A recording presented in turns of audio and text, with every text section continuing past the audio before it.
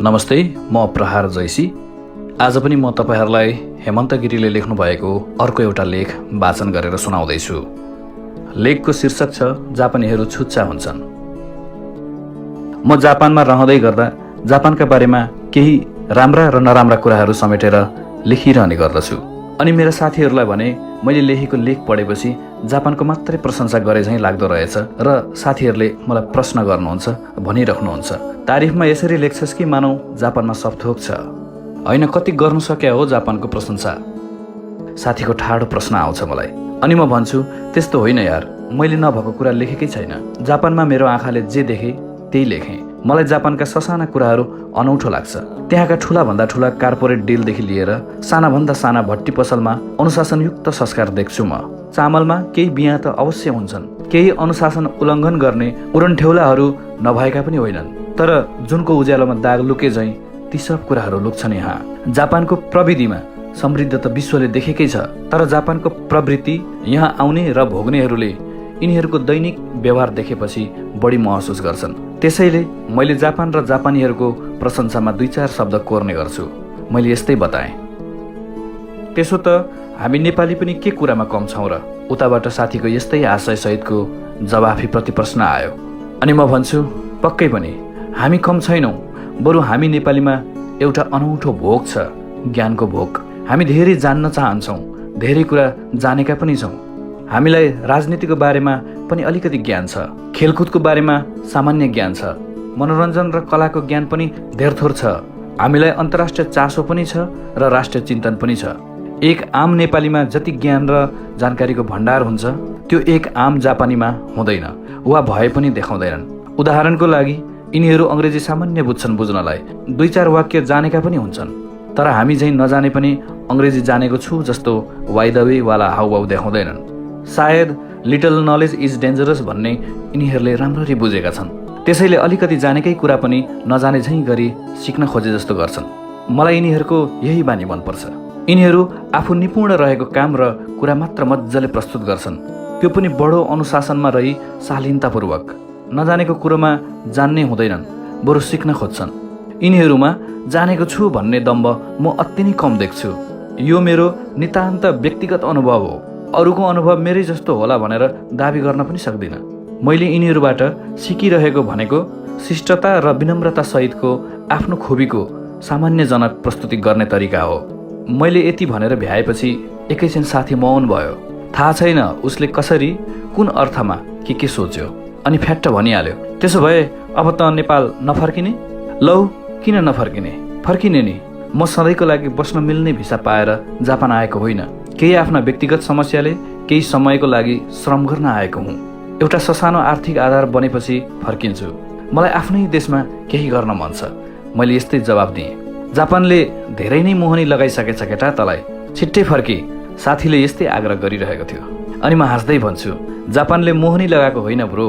जापानको समृद्धि र संस्कार एकैसाथ कसरी मिल्न सकेको होला? कस्तो ब्यालेन्स होला?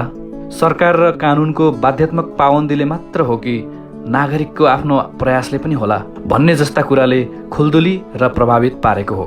समृद्ध देशहरू त अरू पनि छन्, तर जापानको संस्कार र दैनिक व्यवहारको उनीहरूले पनि खुलेर प्रशंसा गर्छन्। केही त्यस्तो गुण त पक्कै छ जापानीहरूमा, जो यति सम्पन्न र समृद्ध देशका नागरिक भइकन पनि पटक्कै घमण्ड देखाउँदैनन्। होला उनीहरू आत्मादेखि नै अहङ्कारी पनि होलान् कोही कोही, तर उनीहरूको अनुहारमा त्यो भाव देखिन्न। यसले गर्दा दैनिक व्यक्तिगत व्यवहारदेखि सामाजिक, प्रशासनिक र कार्पोरेट व्यवहारहरूमा मानिसहरूलाई सहज महसुस हुँदो रहेछ। आखिर मान्छे अनि मान्छेको व्यवहारले त हो समाजका हरेक राम्रा नराम्रा कुराहरूको फर्स्योट गर्ने, होइन र? मैले यति के भनेको थिएँ? साथी अलिक चिडिएको स्वरमा बोल्यो। अब फेरि सुरु भइस है, तेरो लेक्चर सुरु भयो। तैँले यी कुराहरू त यहीँ पनि त सिकेको थिइस् होला नि। एक अर्कालाई आदर गर्नुपर्छ, विनम्र हुनुपर्छ भन्ने जान्न तँलाई जापान पुग्नु पर्ने थियो र? अलि धेरै खोकेको पनि राम्रो हुन्न के? सक्छस् भने यहीँ आएर सिकान सबलाई, तब मानौला। साथीले आफ्नो मनभित्रको आक्रोश पोख्छ। अनि साथीको आक्रोशलाई शान्त पार्ने उपाय तत्कालै मैले केही पनि देखिनँ। आक्रोश जायज पनि थियो। यहाँ जे कुरा देखेर अनौठो लाग्छ त्यो कुरा त्यहाँ हुँदा नजानेको पनि होइन, तर व्यवहारमा उतार्न न मैले सकिरहेको थिएँ न मलाई थर्काउने साथीले। अनि म बाध्य भएर फेरि बोले, यार तँलाई मेरो 2-4 कुरा सुन्दा त रिस उठिहाल्छ भने मैले कोसँग निभाउने विनम्रता। हेर साथी, व्यवहार दोहोरो हुन्छ। त्यो दोहोरो व्यवहार हाम्रो देशमा कहाँ छ? त आफै भन्न, राम्रो सुने रिस उठ्ने तेरो र मेरो बानी बीचमा कोसँग देखाउने सभ्य संस्कार? माफ गरेस्, त र ममा, यानि कि हामी अधिकांश नेपालीहरूमा अरूको राम्रो सुन्नै नसक्ने बानीले डेरा जमाएको छ। मैले जापानको राम्रो पक्षको बारेमा लेख्नु बोल्नुलाई तैँले लेक्चर या भाषण छाटेको भन्छस्, अनि तैँले नै फेरि मलाई चुनौती पनि दिन्छस् यहीँ आएर केही सिका भनेर। त मेरो यति नजिकको साथी त मेरो कुरालाई अर्को अर्थले बुझ्छस् भने मैले कसरी पुरै समाजलाई सिकाउन सक्छु यार। नरिसा यार, अबदेखि जापानको प्रशंसामा केही लेख्दिनँ। मैले यति भनिसकेपछि ऊ केही मत्थर भयो र हाँस्दै हाँस्दै बोल्यो, बरु तँ पो रिसाइछस् यार जापानी लाउरे। मैले त तेरो टेस्ट पो लिएको, के सिकिछस् जापानबाट भनेर। तैँले धेरै सिक्न बाँकी रहेछ केटा, अझै सिक, अझै केही वर्ष त्यतै बस। नेपाल चलेकै छ, चिन्ताले ज्यान नसुका, पैसा कमा। पैसा भएपछि सबले तेरो कुरा पनि सुन्छन्। अहिले सामाजिक सञ्जालमा लेखेर बालुवामा पानी नखना। साँची, त आफै काम गर्न गएको पनि भन्छस्, यति धेरै लेख्छस् पनि कसरी फुर्सद पाउँछस्? काम त गर्छस् नि, कि लेखेरै तलब दिन्छ तेरो जापानले? साथीको कटाक्ष नराम्रो गरी बिजायो। मैले यो लेख आधा आधी रेलमा यात्रा गर्दै गर्दा मोबाइलबाट लेखेको हुँ। आफै अनुमान लगाउनुहोस् कहाँ कहाँ र कस्तो कस्तो अवस्थामा समय चोरी चोरी लेख्छु होला। साथीलाई हाँसी हाँसी जवाब फर्काएँ, कोठामा बसेर लेखेर तलब पाउने भए त मजै हुन्थ्यो नि साथी। कामलाई सम्मान गर्ने देश हो, काम खोज्छन् ज्यानले पनि अनि साउले पनि। काम नै गर्छु, शङ्का नगर, तर लेख्न अनि पढ्नको लागि म समय मिलाउँछु। रेलमा यात्रा गर्दा पनि लेख्छु, कहिलेकाहीँ कार्यालयमा पालो कुर्दा पनि लेख्छु, अस्पतालमा पर्खिँदा पनि लेख्छु, अनि केही निन्द्राहरू त्याग गरेर पनि लेख्छु। त्यो मेरो व्यक्तिगत समस्या भयो। बरु मैले के लेख्छु र के सन्देश दिन खोज्छु भन्ने कुरामा त जतिको मान्छेको ध्यान पुग्नु पर्ने हो, यी मसिना कुरामा भन्दा त होइन र? अनि साथीले भन्छ, हो ल तैँले जितिस्, प्रशंसा मात्रै धेरै गरिस् जापानिजहरूको, उनीहरूको नराम्रो पक्ष पनि लेख्न। जापानीहरू कति छुच्चा हुन्छन् तँलाई थाहा नै होला। साथी, मेरो लेखहरूमा जापानको राम्रो सुन्ने र सिक्ने भन्दा पनि नराम्रो सुन्ने र देखिस् भन्ने मनोविज्ञानमा बढ्ता बाँचेको रहेछ भन्ने अनुभूति भयो। तैपनि मैले उसको जवाफ त दिनै पर्ने हुन्थ्यो। अनि मैले भने, सही भनिस् यार, जापानीहरू हामीभन्दा साह्रै छुच्चा हुन्छन्। किन हुन्छन् थाहा छैन। कुनै रेस्टुरेन्टमा 4 जना नेपाली बसे भने जति बिल उठ्छ त्यसको आधा पनि उठ्दैन जापानीको। बिल पनि हामी नेपाली मध्ये 1 जना अघि सरेर सबैको तिर्छ, भलै अर्को साथीसँग बाहिर निस्केर ऋण मागोस्। जापानीहरू चाहिँ सबैले बराबर उठाएर तिर्छन्। युरोपियन र अमेरिकीहरू त आफूले खाएको मात्र तिर्छन्। अब यो छुच्चाइ हो कि व्यवहारिकता त आफै भन्न। जापानीहरूले धेरै प्राकृतिक र युद्धका कष्ट बेहोरेर आजको दिनसम्म आएका छन्। यिनीहरू आवश्यकता र उत्पादनको बीचको सम्बन्ध जान्दछन् होला। जापानमा एउटा शब्द खुब प्रचलनमा पाइन्छ, मोत्ताई नाइ। यसको अर्थ हुन्छ फजुल। यिनीहरूले समय नै पैसा हो भन्छन्, टाइम इज मनी। न यिनीहरूले समय फजुल गर्छन् न पैसा फजुल खर्च गर्छन्। 17 वर्षको उमेरपछि बच्चा बुवा आमाबाट स्वतन्त्र हुन्छ, आफै कमाउन सुरु गर्छ, छुट्टै बस्छ, बुवाको सम्पत्ति लिँदैन, जीवनभर गाम्बारी मास भन्दै मेहनत गर्छ।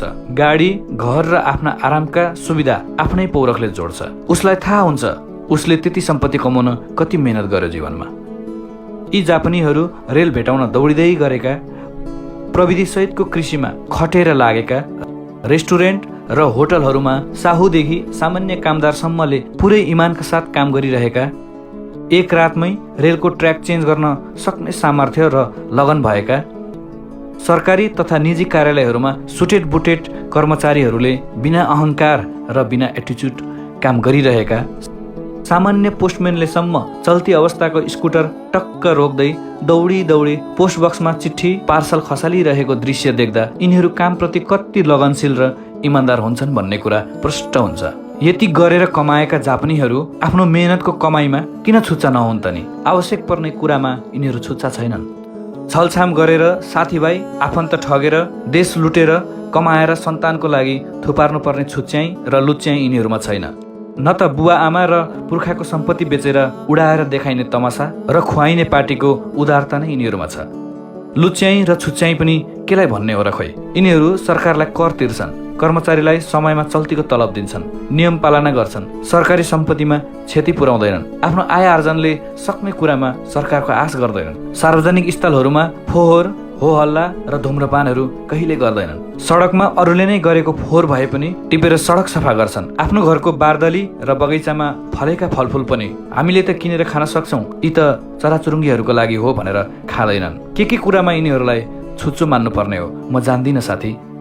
मैले यिनीहरूको पूजा या आरती गरेको होइन। यिनीहरूबाट सिक्न सकिने व्यावहारिकता, नैतिकता, विनम्रता, लगनशीलता र अनुशासनको कुरा मात्र लेखेको हुँ। म मेरो समाज पनि यी गुणहरूबाट प्रभावित भई प्रत्येक नेपाली नागरिक आफैबाट आफू बन्ने अभियान सुरु गरून् भन्ने सदिच्छाले लेख्छु। प्यारो साथी, न मेरा लेखाइहरू मेरो समाजप्रतिका अपमानका लिपि हुन्, न त जापानी समाजप्रतिको आफ्नो आहुतिको प्रमाणपत्र। साथीको फोन त काटिसकेको रहेछ।